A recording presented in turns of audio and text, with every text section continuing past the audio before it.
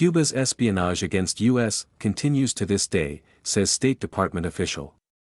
Cuban espionage against the United States goes back decades, State Department spokesman Tommy Pigott told the Epoch Times sister media NTD in an exclusive interview on July 31, and the communist nation's effort to infiltrate the government continues to this day. The State Department released a lengthy report last month detailing the Cuban regime's support of left-wing groups and its 70-year campaign of subversion against the United States, which Pigott warned remains ongoing amid the Trump administration's ramped-up rhetoric toward the island nation. What this report does, for really the first time, is tell the untold story of the decades-long influence and espionage campaign in the United States that has been waged by the Cuban regime to undermine the national security of the American people, Pigott said.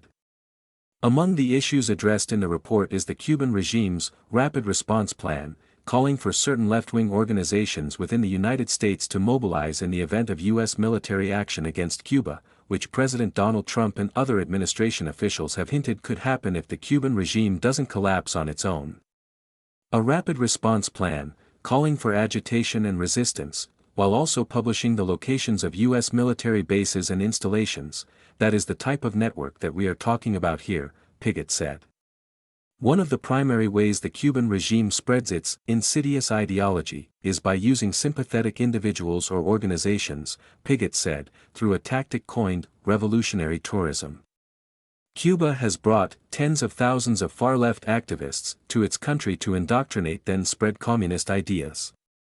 The spread of this insidious ideology meant to undermine the security of the United States is having a real impact on our national security, Pigott said. This revolutionary tourism has had such an impact on destabilizing our entire hemisphere. In the interview, the State Department spokesman also rebutted claims that these problems posed by the Cuban regime no longer exist. One of the things that I find most astonishing that has been detailed in this report is that many of these groups are outrageously proud of their links to the Cuban regime. They talk about it openly, Pigott said. This is a real and pressing problem that continues to this day.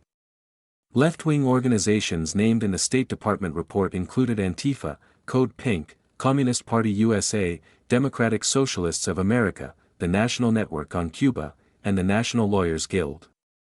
Pigott advised U.S. citizens to take the time to fully understand the depth to which Cuba has worked to disrupt the American way of life, offering as an example how some left-wing groups have been linked to supporting violence, and a different Cuba-linked group bails the violent agitators out of prison.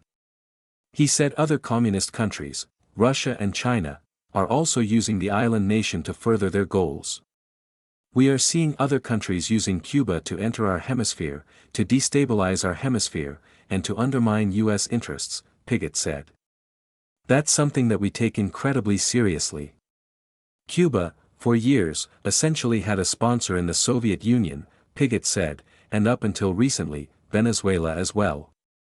U.S. forces captured then Venezuelan leader Nicolas Maduro in Caracas in January to answer to allegations of narcoterrorism and drug trafficking.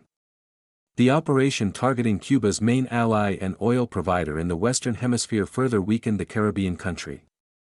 The State Department report also detailed how China runs 3 intelligence sites in Cuba, while the number of Chinese and Russian intelligence personnel on the island tripled over the past 3 years. Havana transmits information and intelligence gathered by its agents in the United States to China, Russia, Iran, and North Korea, the department said. Aside from the Venezuela operation, the Trump administration has deployed a multi-pronged approach aimed at further destabilizing the Cuban regime, Pigott said. This includes heavy sanctions, countering cartel activity, and building strong economic relationships with other countries in the region to face the myriad of threats in the Western Hemisphere. Most important, Pigott noted, is helping the Cuban people. What we see in Cuba is a humanitarian crisis of the island's own making, Pigott said. We're working with partners across our hemisphere, while also transparently calling out the threat that we face, so the American people can see it with their own eyes.